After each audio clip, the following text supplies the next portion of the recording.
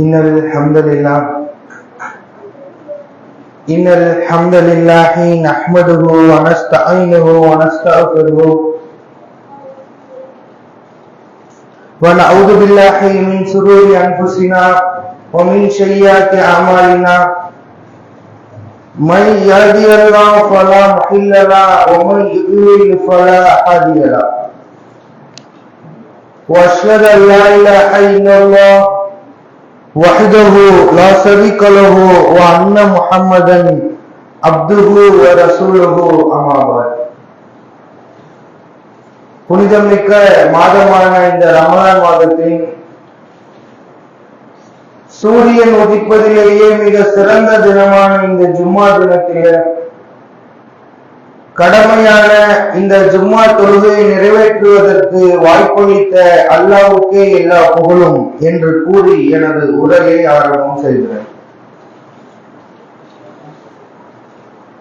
அல்லாஹ்வின் தூதர் அவர்கள் சொல்லி காட்டுகிறார்கள், இதா குல்தனி சாபிபிகா அன்சு யௌமல் ஜுமாத்தி வல் இமாமு யஹ்துபு. இமாம் மெம்பரில் உரையாற்றிக் கொண்டிருக்கும் பொழுது உங்கள் அருகில் இருக்கக்கூடிய தோழரை பார்த்து வாய்மூடு என்று நீங்கள் கூறினாலும் நீங்கள் வீணான காரியத்தில் ஈடுபட்டு விட்டீர்கள்.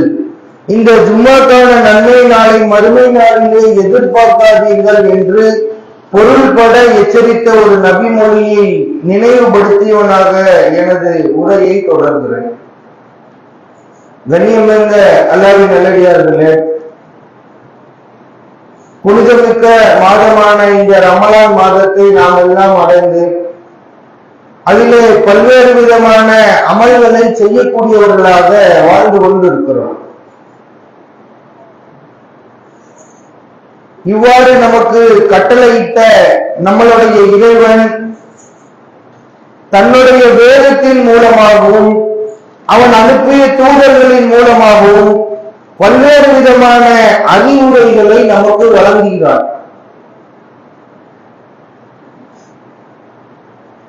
பல்வேறு விதமான அறிவுரைகள் வழங்கப்பட்டாலும் பல்வேறு விதமான வணக்க வழிபாடுகளை குறித்து நமக்கு அறிவுறுத்தப்பட்டாலும் நாம் செய்கின்ற அனைத்திற்குமான அடிப்படையான ஒரு விஷயத்தை அல்லாஹ் நமக்கு காட்டி தருகிறார். மேலும் அல்லாஹ் அதை குறித்து சொல்லி காட்டும் பொழுது, அதை குறித்து மக்களிடத்திலே பேசும் பொழுது அதை ஒரு பாடமாக படிப்பினையாக ஏற்று மக்கள் அதை பின்பற்ற வேண்டும். எந்த அளவிற்கு என்றால் அதுதான் நீங்கள் செய்யக்கூடிய அனைத்திற்குமான அடிப்படை என்று பேசுகிறார். நாம எந்த ஒரு அமல்களில் ஈடுபட்டாலும் சரி, ரமலானுடைய மாதம் அனைத்து மக்களும் இயன்ற அளவிற்கு நோன்புகளை கடைபிடித்து வருகிறோம். அந்த ரமலான் மாதத்திலே இரவு வணக்க வழிபாடுகளிலே ஈடுபடுகிறோம். இவ்வாறாக அமல்களின் பக்கம் ஆர்வம் காட்டக்கூடிய நாம் எதை அடிப்படையாக பின்பற்றி செயல்பட வேண்டும் என்று அல்லாஹ் திருக்குர்ஆனிலே காட்டி தருகிறார். இந்த பாடத்தை நீ அடிப்படையாக படிக்க வேண்டும். அல்லாஹ் திருக்குர்ஆனிலே இதை குறித்து பேசும் பொழுது ஒரு ரிதுவானு மினல்லாஹி அக்பர், இதுதான் உங்களுக்கு மிக பெரியது. அக்பர் என்றால் மிக பெரியது. எது மிக பெரியது என்றால் இறைவனின் திருப்பொருத்தத்தை நாடி அவனின் பொருத்தத்தை பெற வேண்டும் என்பதுதான் உங்களுக்கு மிக பெரியது. தாலிக்க உல் ஃபதுலுல் அலீம், அதுதான் நாளைக்கு உங்களுக்கு மிக சிறந்த வெற்றியை பெற்றுத்தரும் என்று திருக்குர்ஆனின் வாயிலாக சொல்லி காட்டுகிறார். இன்றைக்கு செய்யக்கூடிய நாம், அமல்களிலே ஈடுபடக்கூடிய நாம், அல்லாஹ்வுக்காக நோன்பு நோக்கக்கூடிய நாம், அல்லாஹ் காட்டித் தரக்கூடிய அவனின் பொருத்தத்தை இந்த அமல் நமக்கு பெற்று தருமா என்பதை சிந்தித்து பார்க்க கடமைப்பட்டு இருக்கிறோம். இந்த அமலை யாருக்காக நாம் இன்று செய்து வருகிறோம்? அல்லாஹ்விற்காக பசித்திருக்கிறோமா? அல்லாஹ்விற்காக தாயித்திருக்கிறோமா? இவ்வாறு நாம் இருக்கக்கூடிய நாம் இந்த நோன்பு நமக்கு நாளை மறுமையில் அல்லாஹ்வின் பொருத்தத்தை பெற்றுத் தருமா என்பதை சிந்தித்து செயலாற்ற வேண்டும் என்று அல்லாஹ் திருக்குர்ஆனின் வாயிலாக கட்டளையிடுகிறார். அப்படி இல்லைன்னா நீங்கள் செய்வது எந்த விதமான பிரயோஜனத்தையும் உங்களுக்கு பெற்று தராது என்று அறிவுறுத்துகிறார். இல்லப்தில்லாஹி ரினுவான் அல்லாஹ், அல்லாஹ்வின் திருப்பொருத்தத்தை தவிர ஃபமா ரௌஹா அக்கரிஹாத்தினார், வேறு எதையும் தேடுவது உங்கள் மீது கடமையாக்கப்படவில்லை என்று பேசுகிறார். எது கடமை? நாம் இன்னைக்கு செய்யக்கூடிய எந்த ஒரு அமல்களாக இருந்தாலும் தொழுகை கடமை, நோன்பு கடமை, இதெல்லாம் கடமைக்கு தலையாயதாக இருக்கிறது. அதற்கு அடித்தளமாக இருக்கக்கூடியது அல்லாஹ்வின் திருப்பொருத்தத்தை பெறுவதுதான் உங்கள் மீது கடமையாக்கப்பட்டிருக்கிறது என்று அல்லாஹ் திருக்குர்ஆனிலே பேசுகிறார். தொழுகையின் மூலமாக நீங்கள் அல்லாஹ்வின் பொருத்தத்தை பெற முயற்சி செய்ய வேண்டும். நோன்பின் மூலமாக திருப்பொருத்தத்தை பெற முயற்சி செய்ய வேண்டும். அவ்வாறு அல்லாஹ்வின் திருப்பொருத்தத்தை பெறுவதுதான் உங்களுக்கு விதியாக்கப்பட்டிருக்கிறது, தலையாய கடமையாக இருக்கிறது என்று மிக தெளிவாக நமக்கு பாடம் நடத்துகிறார். இன்றைய சூழ்நிலையில் வாழக்கூடிய நாம் எத்தனை நபர்கள் அல்லாஹ்வின் பொருத்தத்திற்காக அமல்களை செய்கிறோம்? இரவு தொழுகையில் ஈடுபடக்கூடிய நாம், நம்மளுடைய கடமையான வணக்க வழிபாடுகளை செய்யக்கூடிய நாம், நோன்பை நோக்கக்கூடிய நாம், ஏதோ மற்றவர்களின் புகழ்ச்சிக்காக, மற்றவர்கள் நம்மை ஏளனமாக பேசிவிடுவார்கள் என்பதற்காக தொழ முடியாம உட்கார்ந்துட்டோம்னா அவங்க நம்மளை ஏளனமாக பேசிவிடுவார்கள் என்ற எண்ணத்தில் இல்லாமல், இந்த அமலை கொண்டு அல்லாஹ் என்னை பொருந்திக் கொள்ள வேண்டும், இந்த அமலை முழுவதுமாக அல்லாஹ்விற்காக அர்ப்பணிப்போடு செய்ய வேண்டும் என்ற எண்ணத்தில் எத்தனை நபர்கள் ஒவ்வொரு நாளும் பயணப்பட்டுக் கொண்டிருக்கிறோம் என்பதை நாம் சிந்தித்து பார்க்க கடமைப்பட்டிருக்கிறோம்.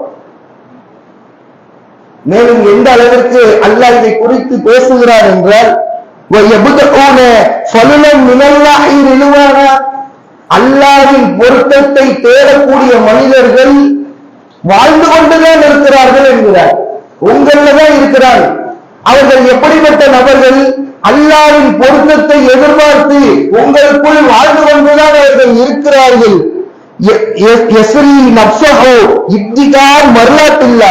அவர்கள் அல்லாஹ்விற்காக தன்னையே அர்ப்பணிக்கக்கூடிய மனிதர்கள் என்று பேசுகிறார். எப்படிப்பட்ட மனிதர்கள், எப்படிப்பட்ட மக்கள் வாழ்கிறார்கள்? அவர்கள் செய்யக்கூடிய அமல்கள், அவர்கள் செய்யக்கூடிய காரியம், அவர்கள் வாழ்வதே எதற்காக என்றால் அல்லாஹ் தன்னை பொருந்திக் கொள்ள வேண்டும், அவனுக்காக என்னுடைய வாழ்க்கையை முழுமையாக அர்ப்பணித்து விட்டேன் என்று அல்லாஹ்விற்காக அர்ப்பணிக்கக்கூடிய மனிதர்களும் உங்களுக்குள் வாழ்ந்து கொண்டுதான் இருக்கிறார்கள் என்று அல்லாஹ் சொல்லி காட்டுகிறார். யார் அவர்கள்? எந்த மனிதர்கள் அவ்வாறு வாழ்ந்து கொண்டிருக்கிறார்கள்?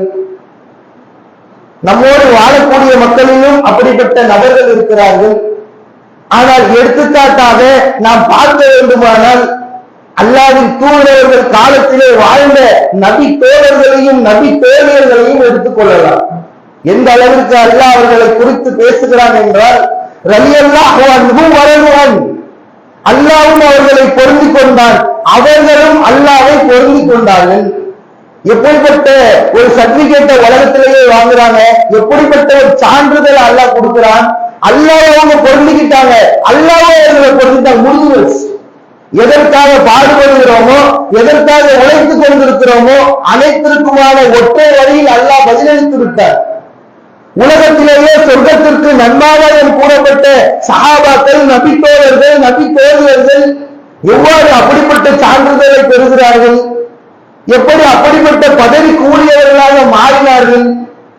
அல்லாஹ்விற்காக தன்னுடைய வாழ்க்கையை அர்ப்பணிப்பதற்கு தயங்காமல் செயல்பட்டவர்கள் உலகத்திலே அப்படிப்பட்ட பெயரை பெற்றவர்களாக மாறினார்கள்.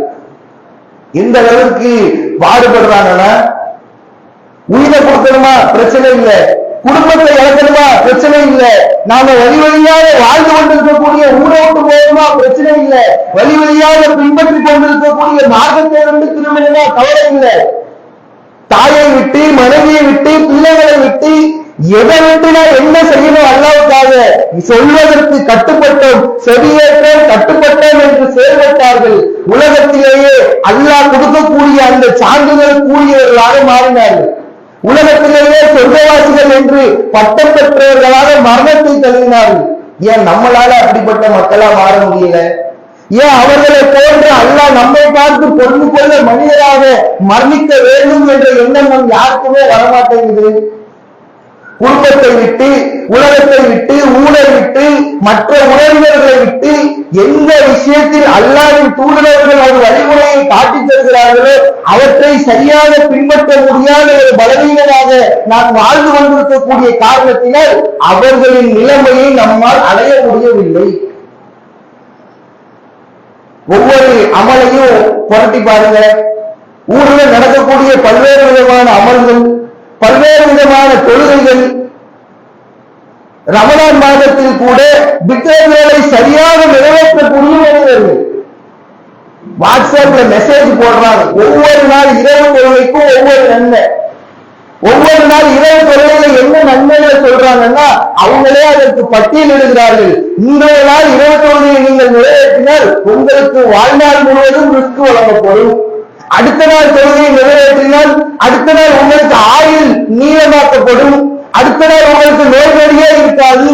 ஒவ்வொன்றாக கட்டுக்கதைகளாக அவிழ்த்து விடக்கூடிய மக்கள் ரசூலுல்லாஹ்வின் வழிமுறையை பின்பற்றுகிறார்களா அல்லது அல்லாஹ்வின் தூதரவர்களோடு வாழ்ந்து கொண்டிருந்த மக்கள் அல்லாஹ்வின் தூதரவர்களை பின்பற்றினார்களா? இன்று அமல் செய்யக்கூடிய நாம், அல்லாஹ்வுக்காக பாடுபடக்கூடிய நாம் முழுமையாக இந்த அமலை கொண்டு அல்லாஹ் நம்மை பொருந்திக் கொள்வானா என்று எண்ணி பார்க்கிறோமா? ஒவ்வொரு அமலையும் எண்ணி பார்க்கணும். இன்றைய தினம் ஜும்மாவிற்கு வருகிறோம். ஜும்மாவுடைய நாள், அனைத்து மக்களும் பள்ளிக்கு விரைகிறார்கள். நானும் பள்ளிக்கு விரைகிறேன் என்ற எண்ணத்தை முழுவதுமாக கைவிட வேண்டும். இந்த ஜும்மாவிற்கு நான் போறேன்னா அல்லாஹ் இந்த ஜும்மாவை என்று ஏற்றுக்கணும். இந்த ஜும்மாக்கு எப்பொழுது அல்லாஹ்வின் தூதரவர்கள் வர வேண்டும் என்று காட்சி தந்தார்களோ வாங்க சொல்வதற்கு முன்னாடியே வந்துடணும். அதுக்கு கூட நேரத்தை ஒதுக்க முடியலன்னா எந்த அளவிற்கு அல்லாஹ்வின் பொருத்தத்தை நாம் தேடுகிறோம் என்பதை சிந்தித்து பார்க்க வேண்டும். அதுவும் எப்படிப்பட்ட மாதம்? சாதாரண ஒரு மாதம் அல்ல.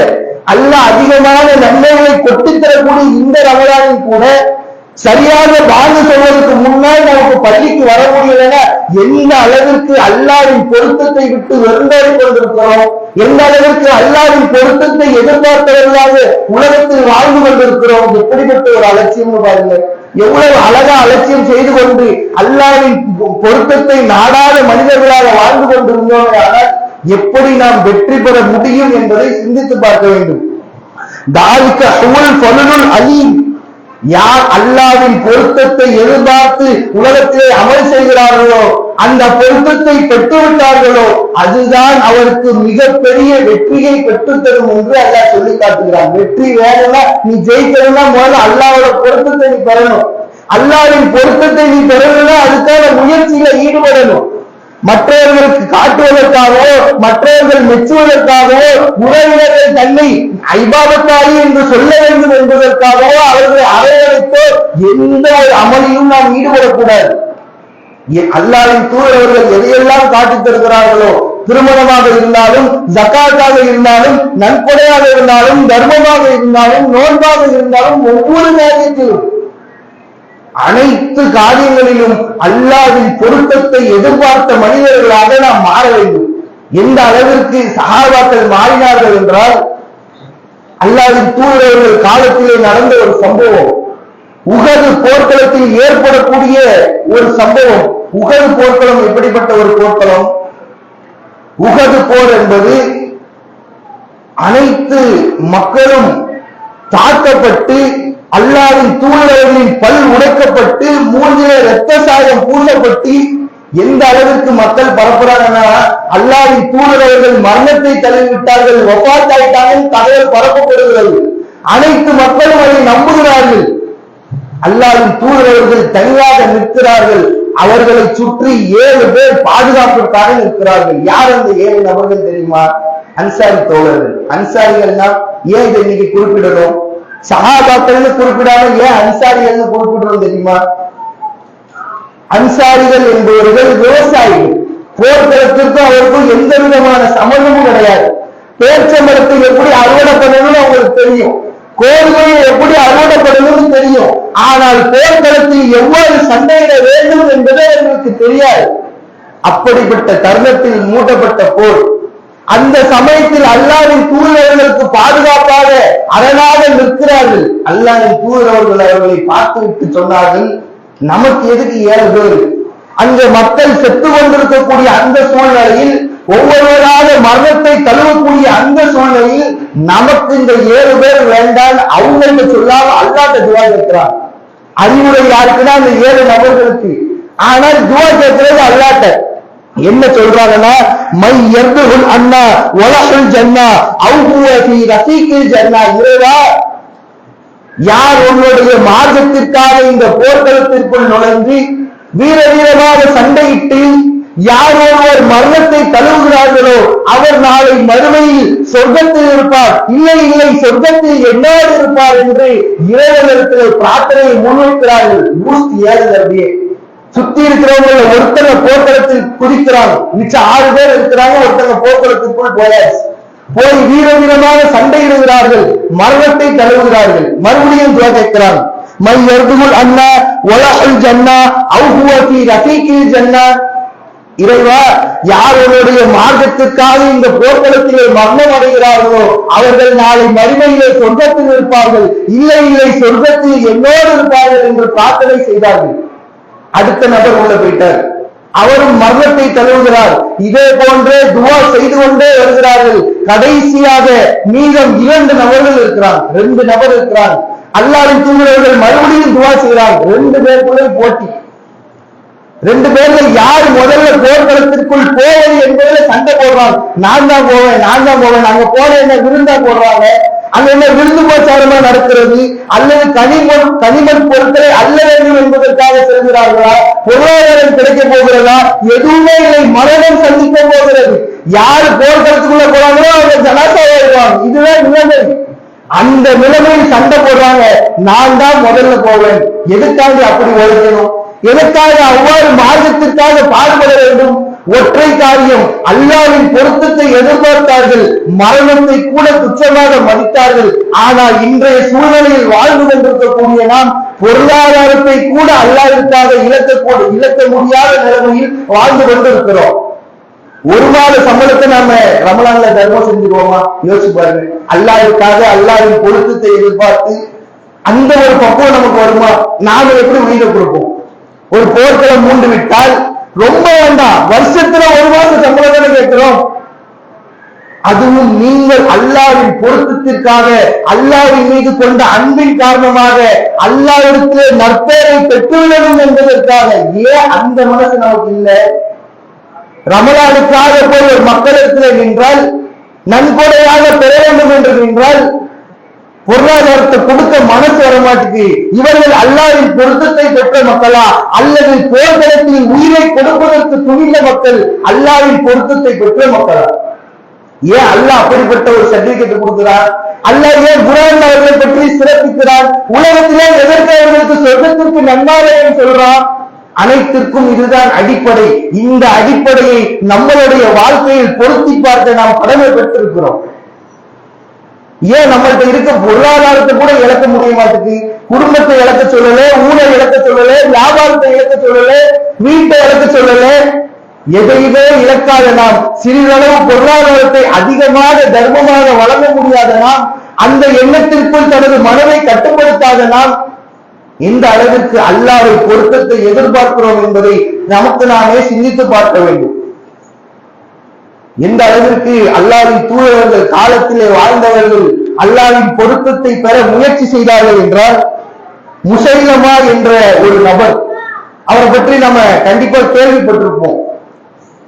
ஏன் அவரை பற்றி நம்ம தெரிஞ்சிருப்போம்னா, அல்லாஹ்வின் தூதர்கள் காலத்திலேயே தானும் நபி என்று வாதித்த நபர்.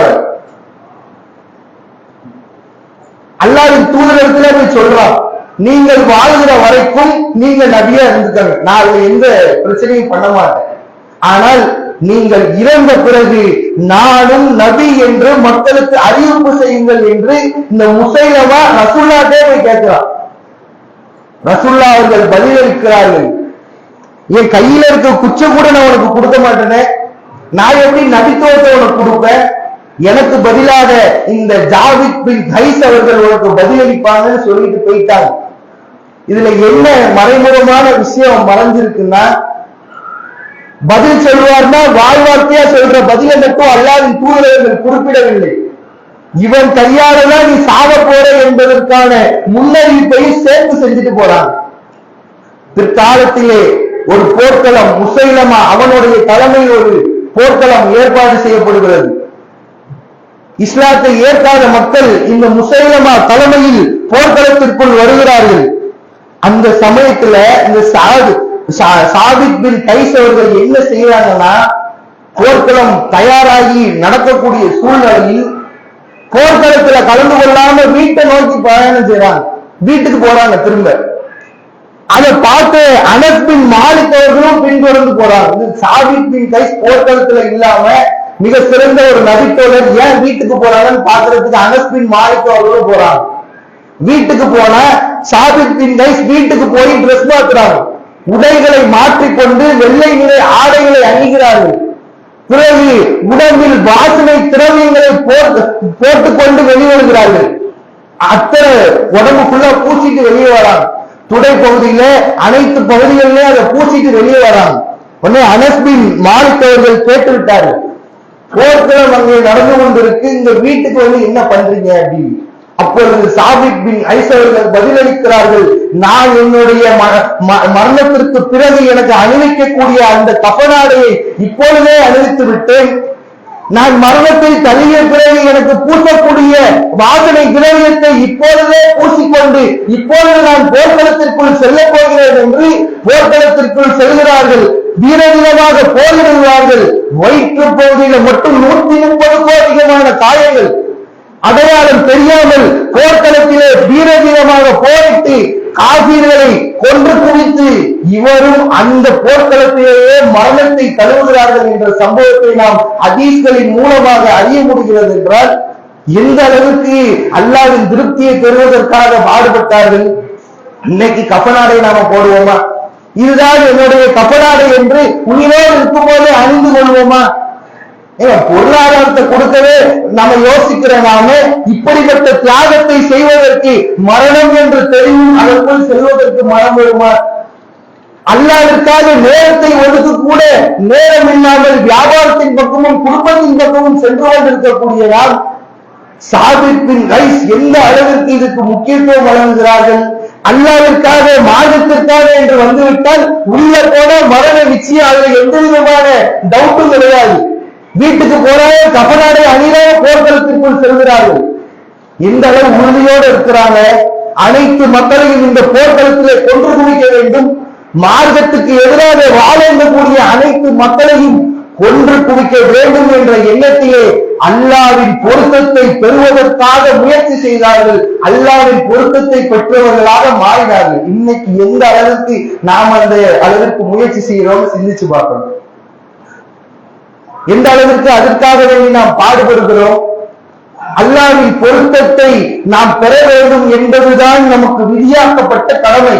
நாம் செய்யக்கூடிய எந்த அமல்களுக்குமான அடிப்படை அல்லாஹ்வின் பொருத்தத்தை அந்த அமல் நமக்கு பெற்றுத்தர வேண்டும் என்ற எண்ணத்திலே செயல்படக்கூடியதுதான் நமக்கான கடமை. அதை தாங்கியவர்களாக, அதை மனதில் நிறுத்தியவர்களாக, இந்த அடிப்படையை புரிந்தவர்களாக தன்னுடைய அமல்களை நாம் அமைத்துக் கொள்ள வேண்டும் என்று உங்களிடத்திலே கேட்டுக்கொண்டு இந்த ஜும்மாவின் முதல் உரையை நிறைவு செய்கிறேன். ஸலாமு அலைக்கும் வரஹ்மத்துல்லாஹி வபரகாத்துஹு.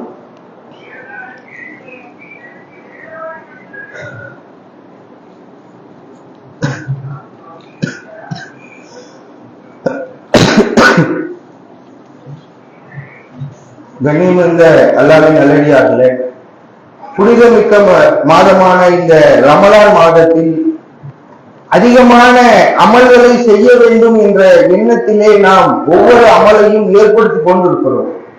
வணக்க வழிபாடுகளாக இருந்தாலும் சரி, ஜக்காத்தை கொடுப்பதாக இருந்தாலும் சரி, இரவு தொழுகைகளை நிறைவேற்றுவதாக இருந்தாலும் சரி, மற்ற மக்களிடத்திலே நாம் செய்யக்கூடிய தாவாவாக இருந்தாலும் சரி, அனைத்து அமல்களுக்குமான அடிப்படை என்று அல்லாஹ் காட்டித்தரக்கூடிய ஒரு காரியம் நமக்கு கடமையாக்கப்பட்டிருக்கிறது என்ற எண்ணத்தில் செய்யாமல் அல்லாஹ்வின் பொருத்தத்தை அந்த அமல் நமக்கு பெற்றுத் தருமா என்ற எண்ணத்தில் செயல்படக்கூடியவர்களாக நாம் மாற வேண்டும்.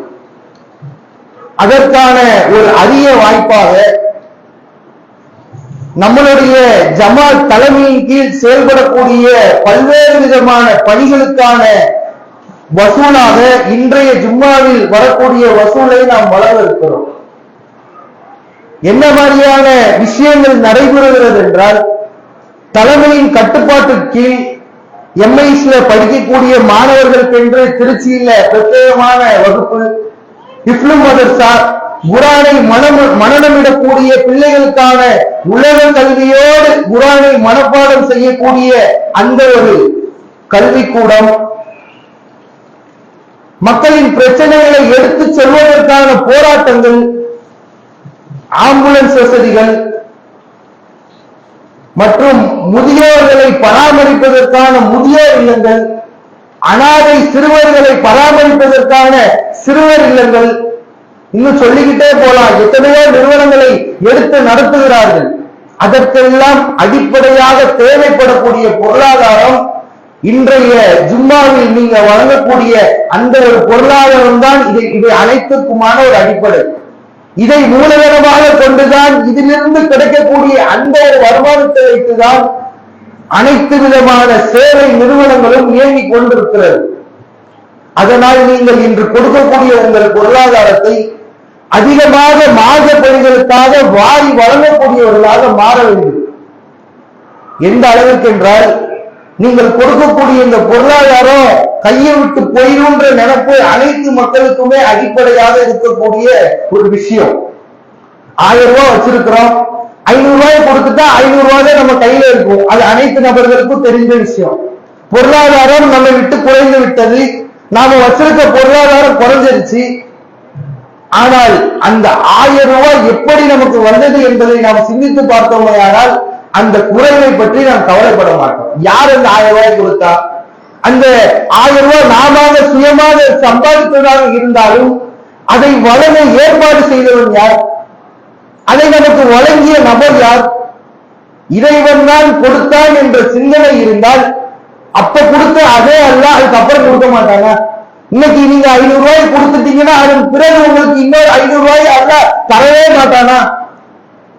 இப்பொழுது உங்களுக்கு வழங்கிய அதே இறைவன் இதற்கு பிறகும் வழங்க ஆற்றல் உடையவன் என்பதை மனதில் நிறுத்தி அதிகமான பொருளாதாரத்தை வழங்கக்கூடியவர்களாக நாம் மாற வேண்டும். நீங்க எவ்வளவு ரூபாய் கொடுக்கீங்களோ அதற்கு பகரமாக அல்லாஹ் அதை ஒரு குதிரை குட்டியை போன்று வளர்த்து பெரிதாக்கி பெரிதாக்கி மலையை போன்று ஆக்கி உங்களுக்கு திரும்ப தருவான் என்று அல்லாஹ் திருக்குரானின் வாயிலாக பேசுகிறான் என்றால் மறுமையில்தான் தருவான்னு நினைக்க கூடாது. உலகத்துல தரமாட்டான் அப்படிலாம் கிடையாது, உலகத்திலையும் தருவான். நீங்க எவ்வளவு கொடுக்குறீங்களோ அதற்கு அதிகமாக தருவான். அல்லாஹ்விடம் நன்மை எதிர்பார்த்தவர்களாக அல்லாஹ்விற்காக நீங்கள் செலவு செய்யக்கூடிய அனைத்து பொருளாதாரமும் உங்களிடமிருந்து குறைந்து விடாது, மாறாக அல்லாஹ்விற்கு பகரமான நற்பெயர்களை வழங்குவான் என்பதை கருத்தில் கொண்டு இது போன்ற சேவை நிறுவனங்களுக்கு அதிகமான பொருளாதாரத்தை வாரி கொடுக்கக்கூடிய மக்களாக நாம் மாற வேண்டும். அந்த செல்வத்தின் மூலமாகத்தான் இவை அனைத்தும் இயங்கிக் கொண்டிருக்கிறது.